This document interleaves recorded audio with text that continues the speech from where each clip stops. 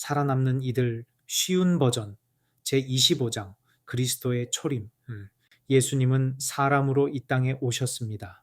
자신을 낮추셔서 우리와 같은 사람이 되어 살면서 사탄의 시험을 받으셨습니다. 그분의 나심은 떠들썩한 사건이 아니었습니다. 예수님은 외양간에서 태어나 말구 위에 누이셨습니다. 하지만 그분은 그 어떤 사람의 아들보다 더 높이 존경받았습니다.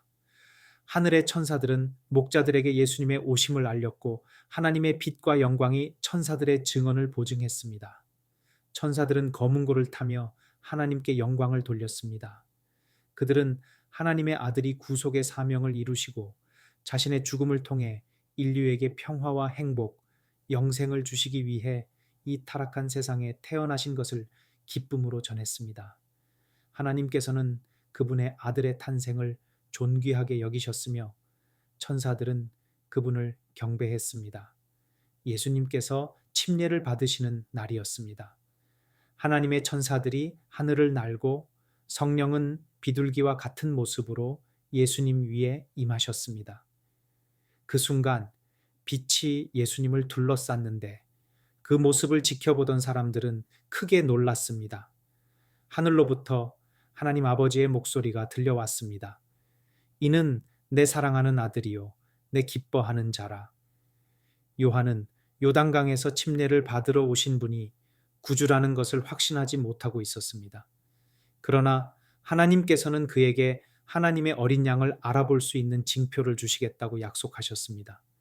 그 징표는 예수님 위에 임한 하늘의 비둘기와 그를 둘러싼 하나님의 영광이었습니다. 요한은 이 징표를 보자마자 손을 펴서 예수님을 가리키며 큰 목소리로 외쳤습니다. 보라, 세상 죄를 지고 가는 하나님의 어린 양이로다. 요한은 그의 제자들에게 예수님이 약속된 메시아이며 세상의 구주이심을 알려주었습니다.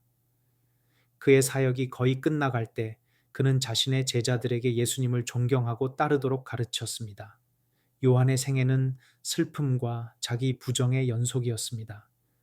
그는 그리스도의 첫 번째 오심을 알리는 사명을 맡았으나 그리스도의 이적들과 능력을 자신의 두 눈으로 보지는 못했습니다. 요한은 자신이 곧 죽을 운명임을 알고 있었습니다.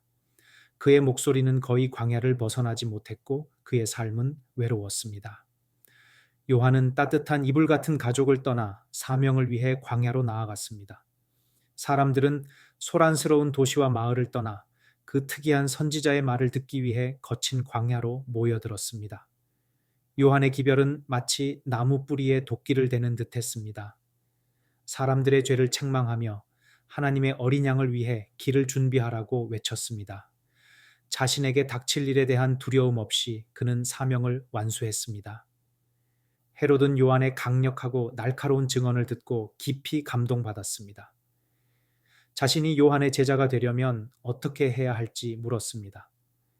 요한은 헤롯이 자신의 동생이 살아있음에도 그의 아내와 결혼하려는 사실을 지적했습니다. 하지만 헤롯은 희생을 감수하려 하지 않았습니다. 결국 그는 동생의 아내와 결혼해버렸고 그 아내는 술책을 써서 요한을 감옥에 가두었습니다. 헤롯은 기회가 찾아오면 요한을 풀어주려고 했습니다. 감옥에 갇힌 동안 요한은 예수님의 놀라운 행적에 대한 소문을 들었습니다. 직접 예수님의 은혜로운 말씀을 들을 수는 없었지만 제자들이 전해준 소식을 듣고 요한은 위로를 얻었습니다. 이후 감옥에서 헤롯은 참수당하고 말았습니다. 요한은 엘리야의 심령과 능력을 받아 예수님의 초림을 전파하기 위해 왔습니다. 요한은 마지막 때에 주님을 위해 살 사람들의 본보기라고 할 수 있습니다. 그들은 엘리야의 심령과 능력을 지닌 사람들이 될 것입니다. 사람들에게 진노의 날과 예수님의 재림을 전할 것입니다. 예수님은 요단강에서 침례를 받으신 후 성령에 이끌려 광야로 가셨습니다. 성령께서는 마귀의 무서운 시험이 올 것을 내다보시고 예수님을 준비시키셨습니다. 예수님은 40일 동안 사탄의 시험을 받으셨는데 그 기간 동안 아무것도 드시지 않으셨습니다. 그분이 계셨던 주변 환경은 불쾌했고 사람들이 피하고 싶은 것들로 가득했습니다. 황량하고 외로운 광야에 계셨던 예수님 주위에는 들짐승과 마귀가 어슬렁거렸습니다. 금식과 고통으로 하나님의 아들은 창백하고 수척해졌습니다. 그러나 그분이 가야 할 길은 이미 정해져 있었고 예수님은 자신이 이루기 위해 이 땅에 오신 사명을 반드시 이루어야만 했습니다. 사탄은 하나님의 아들이신 예수님이 인간으로서 낮아지신 것을 알고 그 점을 이용해 예수님을 굴복시키려고 어려운 시험으로 공격했습니다. 처음에 사탄은 이렇게 유혹했습니다. 네가 만일 하나님의 아들이라면 이 돌들에게 명하여 떡이 되게 하라. 예수님이 자신의 신성한 능력을 사용해 구주임을 증명하도록 유혹한 것입니다. 그러나 예수님은 덤덤히 대답하셨습니다. 기록되었으되 사람이 떡으로만 살 것이 아니요 하나님의 입으로 나오는 모든 말씀으로 살 것이라 하였느니라. 다음에 사탄은 예수님과 더불어 그분이 정말 하나님의 아들이신지에 대해 논쟁을 벌이려 했습니다. 그는 예수님의 연약하고 고통스러운 상태를 지적하며 자신이 예수님보다 더 강하다고 거만을 떨었습니다. 그러나 예수님에게는 그 시험을 이길 수 있는 힘이 있었습니다. 바로 하늘로부터 들린 너는 내 사랑하는 아들이라 내가 너를 기뻐하노라는 말씀이 마음속에 있었기 때문입니다. 그리스도께서 사탄에게 자신의 능력이나 자신이 세상의 구주임을 입증할 필요가 전혀 없었습니다. 사탄은 예수님이 하나님의 아들의 높은 지위와 권세에 대한 충분한 증거를 가지고 있었습니다. 그리스도의 권위에 굴복하지 않으려 했던 이 사탄의 고집은 그가 하늘에서 쫓겨났던 원인이었습니다. 사탄은 자신의 능력을 과시하기 위해 예수님을 예루살렘으로 데려가 성전 꼭대기에 세웠습니다. 그리고 예수님께 높은 곳에서 뛰어내림으로써 자신이 하나님의 아들이라는 것을 증명하라고 유혹했습니다. 기록되었으되 하나님이 너를 위하여 그의 천사들을 명하여 너를 지키게 하시리라 하였고 또 그들이 손으로 너를 받들어 네 발이 돌에 부딪히지 않게 하시리라. 이렇게 사탄은 성경 말씀까지도 끌어다 쓰며 예수님을 유혹했습니다.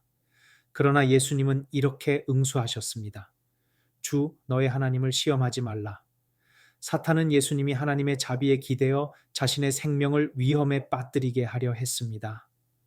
그는 구원의 계획이 실패하기를 바랐지만 그 계획은 너무도 굳건하여 결코 전복되거나 망쳐질 수 없는 것이었습니다. 그리스도는 모든 그리스도인의 모범이십니다. 유혹을 받거나 권리를 침해받을 때 잘 참아내야 합니다. 하나님의 영광을 위해서라면 몰라도 단지 우리 자신이 이기기 위해 하나님의 능력을 요청해서는 안 됩니다. 만약 예수님께서 성전 꼭대기에서 뛰어내리셨다면 결코 아버지를 영화롭게 하지 못했을 것입니다. 그 장면을 볼 자는 사탄과 하나님의 천사들 뿐이었습니다. 또한 자신의 능력을 대적에게 보이는 것은 여호와를 시험하는 것이 되었을 것이며 예수님이 이기기 위해 오신 그 원수에게 머리를 숙이는 일이 창려을 것입니다. 마귀가 또 예수를 이끌고 올라가서 순식간에 천하 만국을 보이며 가로되 이 모든 권세와 그 영광을 내가 네게 주리라. 이것은 내게 넘겨준 것이므로 나의 원하는 자에게 주노라. 그러므로 네가 만일 내게 절하면 다 내 것이 되리라. 예수께서 대답하여 가라사대 기록하기를 주 너의 하나님께 경배하고 다만 그를 섬기라 하였느니라. 사탄은 천하 만국을 가장 매혹적인 모습으로 예수님 앞에 나타내 보였습니다. 그는 예수님께서 자신에게 경배하기만 하면 세상에 대한 자신의 소유권을 넘기겠다고 제안했습니다. 사탄은 만약 구원의 계획이 실현되어 예수님께서 인류의 구원을 위해 죽으신다면 자신의 권세가 반드시 제한될 것이며 결국에는 권세를 잃고 자신도 멸망하게 될 것을 잘 알고 있었습니다. 사탄은 하나님의 아들에 의해 시작된 그 위대한 구원의 사업이 완성되지 못하도록 가능한 모든 방법으로 방해하려고 계획했습니다. 만약 인류 구속의 계획이 실패한다면 사탄은 자신이 주장하던 세상의 왕국을 계속 지킬 수 있을 것이었으며 그가 성공한다면 그는 하늘의 하나님을 대적하며 다스릴 수 있다고 스스로를 속였습니다. 사탄은 예수님께서 하늘의 권세와 영광을 버리고 이 땅에 오셨을 때 기뻐했습니다. 드디어 하나님의 아들이 자신의 세력 아래 들어왔다고 생각했습니다. 에덴에서 거룩했던 부부를 쉽게 유혹에 빠뜨렸던 경험을 바탕으로 사탄은 자신의 악마적인 능력과 강요함으로 하나님의 아들까지도 넘어뜨릴 수 있기를 바랐습니다. 그렇게 함으로써 그는 자신의 생명과 나라를 구하려고 했습니다.